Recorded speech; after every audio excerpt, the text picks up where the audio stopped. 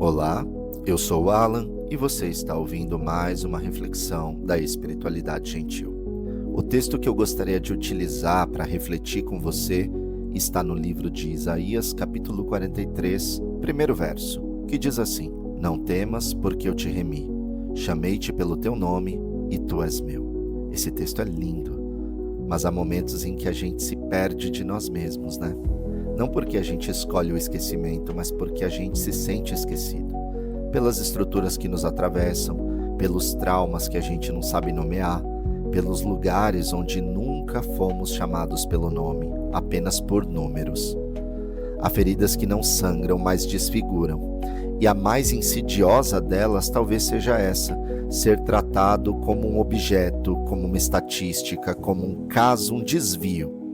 A palavra hebraica usada em Isaías 43:1 para chamar é gara, ou gará. E ela aparece aqui em suas formas mais íntimas.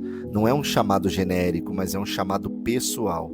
Deus não está gritando em meio à multidão. Ele está pronunciando o nome, aquele nome que talvez ninguém mais saiba, que talvez nem você mais conheça. E ao fazê-lo, devolve você para você mesmo. A Dorothee Zolle, teóloga política alemã, dizia que a redenção começa quando o ser humano deixa de ser objeto de uma história e passa a ser sujeito de uma narrativa. Ser chamado pelo nome é isso, é deixar de ser aquilo que aconteceu com você e começar a ser quem você é para Deus. E olha, vai por mim, isso muda muito. O Miroslav Volf, teólogo croata, desenvolve o conceito de memória reconciliada. É um movimento em que a pessoa não precisa apagar o que lhe feriu, mas pode se reapropriar da sua história com uma liberdade e dignidade incrível. Ser nomeado nesse processo é fundamental, porque o nome verdadeiro é aquele que nenhuma violência pode roubar ou usurpar de você.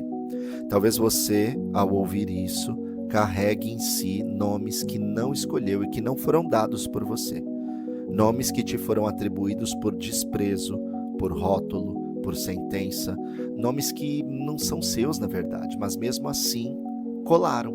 Só que há uma voz que rompe essa lógica, uma voz que não apenas te chama pelo nome, mas faz com muita ternura e reivindicação uma afirmação potente: você é meu, é Deus dizendo. Essa é uma afirmação escandalosa de pertencimento. Deus não reivindica posse autoritária, Ele está solicitando vínculo. Pertencer a Deus nesse contexto é saber que há um lugar onde nós não somos apagados nem esquecidos, onde o que é nosso, a gente está falando de nome, de história, de voz, não precisa ser deixado na porta. Eu lembro de uma antiga amiga que depois de anos num relacionamento abusivo ouviu de um terapeuta e me contou: vamos começar do início, como você gostaria de ser chamada. Ela chorou, não pelo nome em si, mas por lembrar que ela ainda tinha um, que ainda podia escolher, e isso foi o início da sua cura. Se eu pudesse fazer uma oração com você aí do seu lado, eu me ajoelharia junto contigo e pediria ao Deus que nos chama pelo nome para devolver para nós mesmos, para retirar da nossa pele os nomes que não nos pertencem e que a voz dele pudesse ser mais alta do que a do passado e mais doce do que a voz do medo. Eu queria pedir para ele de volta o nosso nome e que ele fosse abrigo para nós. Amém.